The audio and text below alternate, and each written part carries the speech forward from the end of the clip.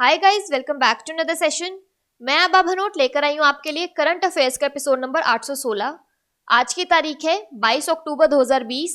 हमारे दो चैनल्स हैं, पिनेकल और फ्रंटियर आईएएस, और अगर अभी तक आपने इन चैनल्स को सब्सक्राइब नहीं किया है तो सब्सक्राइब करना बिल्कुल ना भूलिएगा। साथ ही साथ इस बेल आइकन को जरूर दबाना है ताकि हमारी आने वाली हर वीडियो की नोटिफिकेशन आपको मिल सके। हमारी दो वेबसाइट्स हैं, sscjlpinacle.com और baljitdhaka.com। इन दोनों को विजिट करना बिल्कुल ना भूलिएगा। ये सेशन हर रोज सुबह 4 बजे अवेलेबल हो जाता है और वीडियो की एंड में आपसे क्विज के क्वेश्चन पूछे जाते हैं जिनका आंसर आपको कमेंट सेक्शन में जरूर करना है। साथ ही साथ हमारे दोनों टेलीग्राम हैंडल्स फ्रंटियर आईएएस और एसएससी पिनेकल ऑनलाइन को ज्वाइन जरूर करना है for daily videos, PDF and monthly magazine. Start करेंगे प्रीवियस क्विज के साथ। आपका पहला क्वेश्चन था, कौन सा देश स्थायी भागीदारों के साथ इस वर्ष मालाबार नौसेना अभ्यास में भाग लेगा? तो इसका सही जवाब था ऑस्ट्रेलिया। और आपका दूसरा क्वेश्चन था, विश्व सांख्यिकी दिवस कब मनाया जाता है? तो इसका सही जवाब था 20 अक्टूबर। स्टार्ट करेंगे आज के सेशन के पहले क्वेश्चन के साथ। किस राज्य में प्रधानमंत्री जन आरोग्य योजना आयुष्मान भारत का विस्तार किया जा रहा है? तो इसका सही जवाब है option number A, Uttar Pradesh. Uttar Pradesh सरकार राज्य में प्रधानमंत्री जन आरोग्य योजना आयुष्मान भारत का विस्तार कर रही है। राज्य सरकार आयुष्मान भारत योजना के लिए राष्ट्रीय खाद्य सुरक्षा अधिनियम के आधार पर लाभार्थियों के चयन पर विचार कर रही है। इस कदम में आयुष्मान भारत के स्वास्थ्य कवर योजना के तहत राज्य की आधी आबादी शामिल होगी। मुख्यमंत्री योगी आदित्यनाथ ने इस मुद्दे पर संबंधित अधिकारियों के साथ एक उच्च स्तरीय बैठक की। राष्ट्रीय खाद्य सुरक्षा अधिनियम को आयुष्मान भारत योजना के चयन का आधार बनाने के बाद अंत्योदय योजना, पात्र गृहस्थ योजना और अन्य योजनाओं के लाभार्थी भी आयुष्मान भारत योजना के पात्र लाभार्थी बन जाएंगे। इससे राज्य में आयुष्मान भारत योजना के तहत पात्र लाभार्थी परिवारों की संख्या बढ़कर 3.58 करोड़ हो जाएगी। वर्तमान में राज्य के 1.18 करोड़ परिवार आयुष्मान भारत योजना के लिए पात्र हैं। यहाँ पर एक क्विक रिवीजन की बात करें तो उत्तर प्रदेश के किस रेलवे स्टेशन का नाम बदलकर सिद्धार्थनगर रेलवे स्टेशन रखा गया है? तो इसका सही जवाब है नौगढ़ रेलवे स्टेशन। बात करें उत्तर प्रदेश की तो इसके वर्ल्ड हेरिटेज साइट्स में आता है ताजमहल, फेमस डैम्स और रिवर में आता है Rihand dam Rihand, national park में आता है Dudhwa national park, tiger reserves में आता है अमनगढ़ टाइगर रिजर्व और पीलीभीत टाइगर रिजर्व। उत्तर प्रदेश की कैपिटल है लखनऊ, गवर्नर है आनंदीबेन पटेल और चीफ मिनिस्टर है योगी आदित्यनाथ। अगला प्रश्न है, किस प्रसिद्ध अर्थशास्त्री ने अपनी आत्मकथा पोर्ट्रेट्स ऑफ पावर लॉन्च की है? तो इसका सही जवाब है option number B, N K. Singh. अनुभवी अर्थशास्त्री और नौकरशाह एन.के. सिंह ने एक आभासी कार्यक्रम में अपनी आत्मकथा portraits of power half a century of being a ringside launch की है। वह वर्तमान में 15वें वित्त आयोग के अध्यक्ष हैं। एन.के. सिंह एक भारतीय प्रशासनिक सेवा आईएएस अधिकारी हैं जिन्होंने केंद्र और बिहार में प्रमुख पदों पर कार्य किया है। वे प्रधानमंत्री अटल बिहारी वाजपेयी के सचिव, योजना आयोग के सदस्य और बिहार से राज्यसभा में सांसद सदस्य थे। अगला प्रश्न है, हाल ही में किस राज्य ने मॉब विद्युत पोर्टल और ऐप का उद्घाटन किया है? तो इसका सही जवाब है ऑप्शन नंबर डी, ओडिशा। मुख्यमंत्री नवीन पटनायक ने राज्य में बिजली उपभोक्ताओं की सुविधा के लिए वीडियो कॉन्फ्रेंसिंग के माध्यम से सरकार की 5T पहल के तहत मोब विद्युत पोर्टल और ऐप का उद्घाटन किया है। रिपोर्टों के अनुसार उपभोक्ता ऐप के माध्यम से 5 किलोवाट तक के बिजली कनेक्शन का लाभ उठा सकते हैं। इसके अलावा उपभोक्ता अपने बिजली बिलों का भुगतान भी कर सकते हैं और ऐप के माध्यम से शिकायतें भी दर्ज करा सकते हैं। इस पहल का उद्देश्य राज्य के 89 लाख उपभोक्ताओं को लाभान्वित करना है। पोर्टल घरेलू, वाणिज्यिक, खेती, सिंचाई श्रेणी के उपभोक्ताओं को 48 घंटे के भीतर नए बिजली कनेक्शन प्राप्त करने की सुविधा प्रदान करेगा। यहाँ पर एक क्विक रिवीजन की बात करें तो किस राज्य ने हाल ही में Sujal drink from tap mission launch किया है? तो इसका सही जवाब है ओडिशा।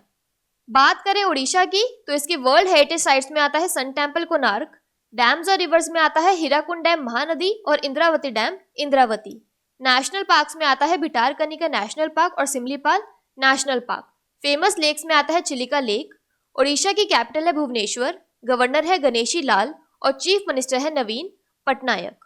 अगला प्रश्न है, India international science festival IISF के किस संस्करण का वर्चुअल आयोजन दिसंबर 2020 में किया जाएगा? तो इसका सही जवाब है ऑप्शन नंबर डी, छठे।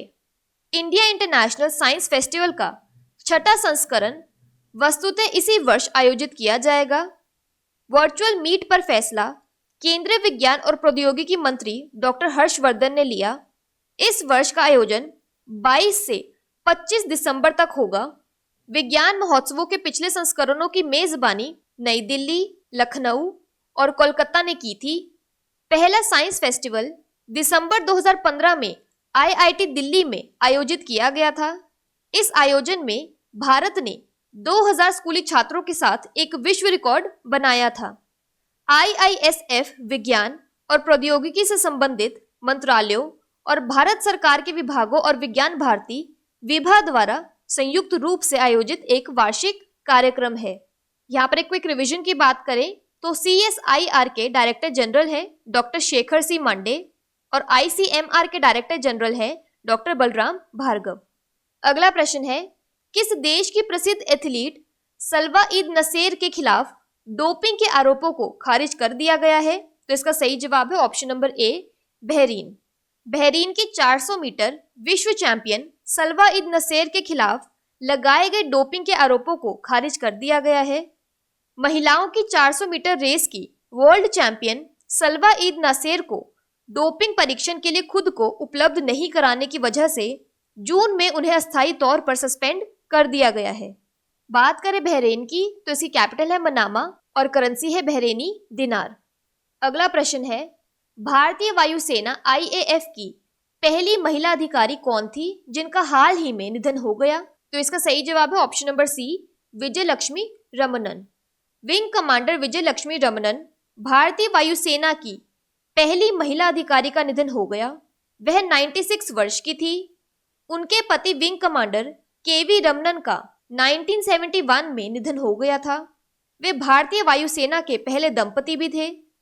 विजय लक्ष्मी ने महिलाओं के लिए भारतीय वायुसेना की वर्दी भी डिजाइन की थी।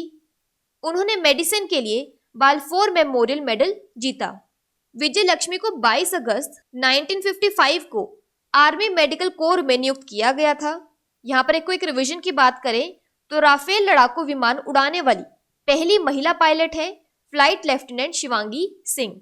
अगला प्रश्न है, भारत में पुलिस स्मारक दिवस कब मनाया जाता है? तो इसका सही जवाब है ऑप्शन नंबर बी, 21 अक्टूबर। हर साल 21 अक्टूबर को पुलिस स्मृति दिवस मनाया जाता है।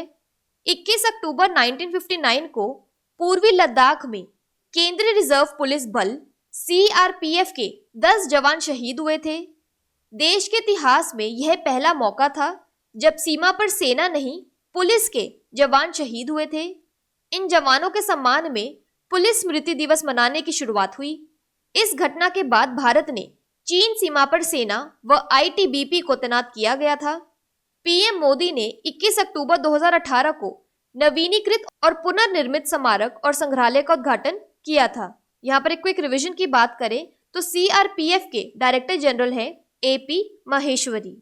अगला प्रश्न है, भारतीय मूल के किस सर्जन को outstanding young person of the world 2020 नामित किया गया है? तो इसका सही जवाब है option number D, doctor Jejini Varghese.